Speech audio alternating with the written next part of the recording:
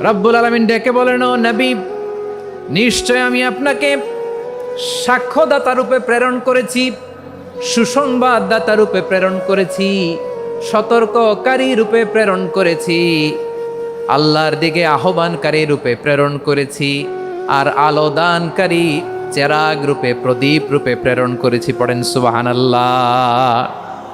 পাঁচটা বৈশিষ্ট্য। এক নম্বরে আল্লাহ তাআলা বলেন, হে নবী, নিশ্চয় আমি আপনাকে সাক্ষ্যদাতা হিসেবে প্রেরণ করেছি। সাক্ষ্যদাতা, বিষ্ণু ইসা ইসলাম সাক্ষ্য দিবেন, এজন্য শাহিদ।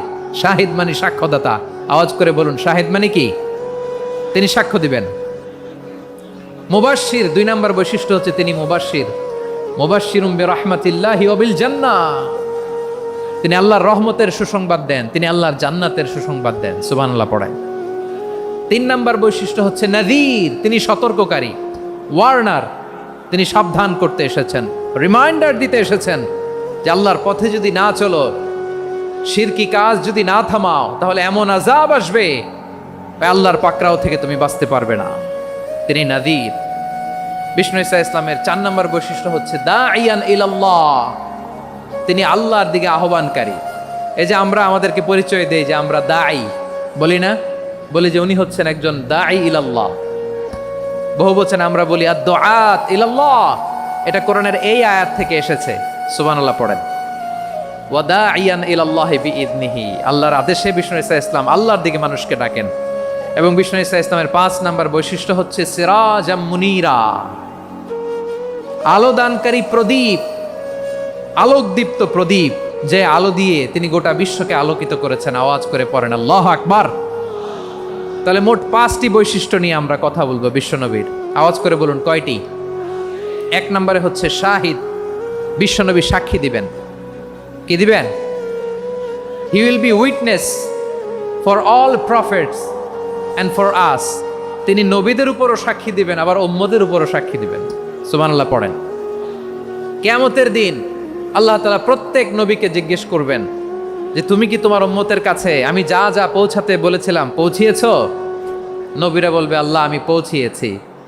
নবীদের কথা ঠিক কিনা, সত্য কিনা, এর সপক্ষে তখন বিশ্বনবী সাক্ষী দিবেন। সুবহানাল্লাহ পড়েন।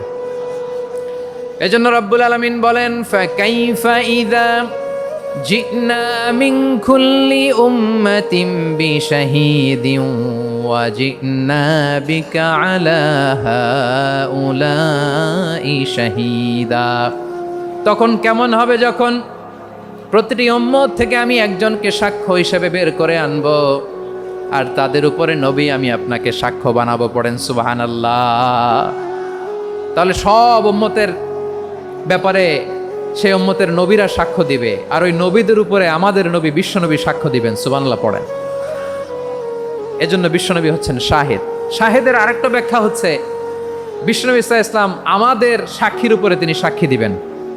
তিনি নবীদেরও সাক্ষী, আবার আমাদের উপর, উম্মতের উপরও সাক্ষী। সুবহানাল্লাহ পড়েন।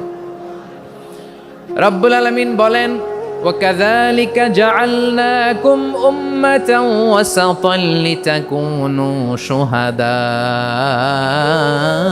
عَلَى النَّاسِ وَيَكُونَ الرَّسُولُ عَلَيْكُمْ شَهِيدًا।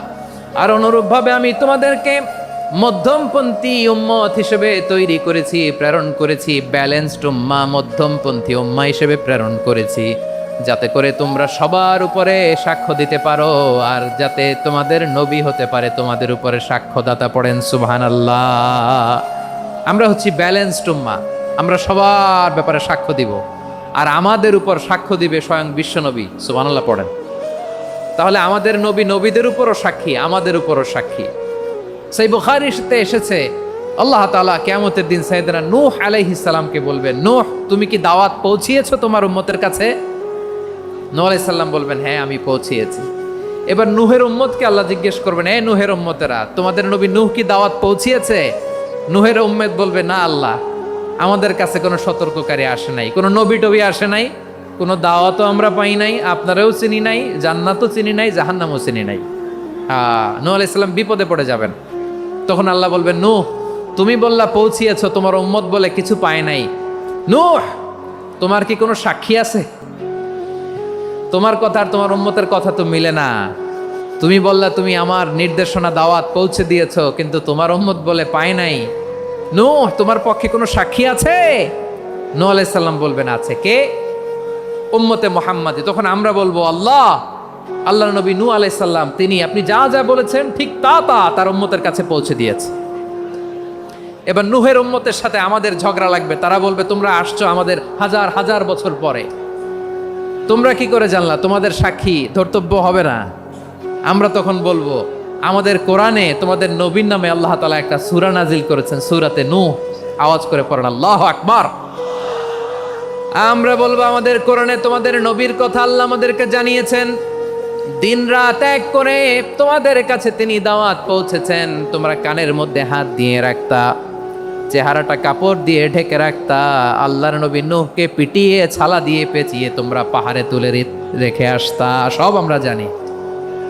আমরা যখন বলবো এই কথা, নূহের উম্মত চুপসে যাবে।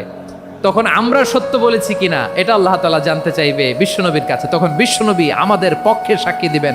আওয়াজ করে বলেন আল্লাহু আকবার। এজন্য আল্লাহ বলেন নবী আপনি হচ্ছেন সাক্ষ্যদাতা, সব নবীদের উপর আপনি হবেন সাক্ষী, আবার আপনার উম্মতের সাক্ষীর উপর আপনি হবেন সাক্ষী। তার মানে নবী গো, কিয়ামতের কঠিন ময়দানে আপনি হবেন রাজ সাক্ষী। বিশ্বনবী কি সাক্ষী? আওয়াজ করে বলেন রাজ সাক্ষী, সব সাক্ষীর বড় সাক্ষী। এজন্য বিশ্বনবীকে আল্লাহ তাআলা প্রথম যে বৈশিষ্ট্যটা দিয়েছেন সেটা হচ্ছেন শাহিদ। তিনি সাক্ষ্যদাতা, witness for all messenger of God and for all of us. সুবহানাল্লাহ পড়ে।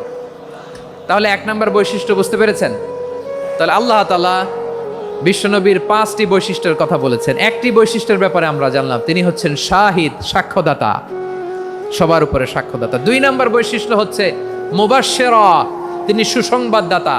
সিলেটবাসী আওয়াজ করে আমার সাথে বলো মুবাশশিরা, মানে সুসংবাদদাতা। তিনি আল্লাহর রহমতের সুসংবাদ দেন, তিনি জান্নাতের সুসংবাদ দেন। এই উম্মতের মধ্য থেকে যারা গাফেল, যারা অবাধ্য, যারা সীমালঙ্ঘনকারী, তাদেরকে বিশ্বনবী আল্লাহর রহমতের সুসংবাদ দেন। তিনি বুঝান আল্লাহর দরবার 24/7, 24 ঘন্টা খোলা। আপনি যত বড় পাপী হন, আপনি যতই অন্যায় করেন না কেন, আল্লাহর রহমতের দরিয়া, আল্লাহর রহমতের দরজা আপনার জন্য খোলা আছে না নেই? জায়নামাজটা বিছিয়ে দেন, চোখের পানি ছেড়ে দেন, 2 রাকাত নামাজ পড়ে সেজদায় লুটিয়ে পড়ে কাঁদেন। যত গুনাহ আপনার হোক না কেন, আপনার গুনাহ মাফ করে কবুল করে নিবে কে? মুবাশশিরাম বিরাহমাতিল্লাহ। বিশ্বনবী তিনি সুসংবাদদাতা, বেয়ারার অফ গ্ল্যাড টাইডিংস, সুসংবাদ দেন। পাপী, অবাধ্য, সীমালঙ্ঘনকারীদেরকে তিনি আল্লাহর রহমতের সুসংবাদ দেন। আল্লাহর রহমত থেকে মুখ ফিরিয়ে নিও না। তিনি যে কত দয়ালু, তিনি যে তোমারে কত ভালোবাসে তুমি জানোই না। আমি আমাকে যত বেশি ভালোবাসি তার চেয়েও আমাকে বেশি ভালোবাসে কে? সবাই বলে নাই, বুঝতে পারে নাই বোধহয়। আমি আমাকে যত বেশি ভালোবাসি তার চেয়েও আমাকে বেশি ভালোবাসে কে? আমার মাতা পিতা আমাকে যত ভালোবাসে তার চেয়েও আমাকে বেশি ভালোবাসে কে? আমার প্রিয়তমা স্ত্রী আমাকে যত বেশি ভালোবাসে তার চেয়েও আমাকে বেশি ভালোবাসে কে? মুবাশশিরাম বিরাহমাতিল্লাহ, তিনি আল্লাহর রহমতের সুসংবাদ দেন। আল্লাহর রহমতের শেষ নাই, আল্লাহর ভালোবাসার শেষ নাই। ও মুবাশশিরাম বিল জান্নাহ, তিনি জান্নাতের সুসংবাদ দেন। এই উম্মতের মধ্য থেকে যারা আল্লাহওয়ালা, যারা প্র্যাকটিসিং, যারা ইমানদার, তাদেরকে বিশ্বনবী জান্নাতের সুসংবাদ দেন। আওয়াজ করে পড়েন সুবহানাল্লাহ। এজন্য রব্বুল আলামিন বিশ্বনবীর পরিচয় অন্য আয়াতে এভাবে তুলে ধরেন, ওয়ামা আরসালনাকা ইল্লা কাফাতান লিন্নাসি বাশীরাও ওয়া নাযীরা। নবী হে, আমি গোটা জগৎবাসীর জন্য আপনাকে সুসংবাদদাতা এবং সতর্ককারী করে জমিনে প্রেরণ করেছি। মুবাশশিরাম বিল জান্নাহ, তিনি জান্নাতের সুসংবাদ দেন, তিনি আশা জাগান। নবীর কথা শুনলে মানুষ বুকে আশা ফিরে পায়।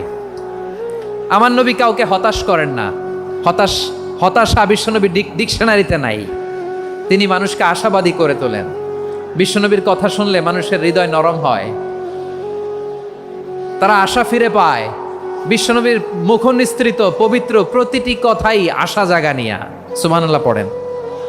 আপনি প্রিয় নবীর মুখনিসৃত বাণীগুলো পড়েন, কথামালাগুলো শোনেন, দেখবেন আশা পাবেন, বুকে আশা পাবেন, ভালোবাসা পাবেন। কারণ তিনি এমন সত্তা, এমন পার্সোনালিটি, তার কথা শুনলে হৃদয় নরম হয়ে যায়।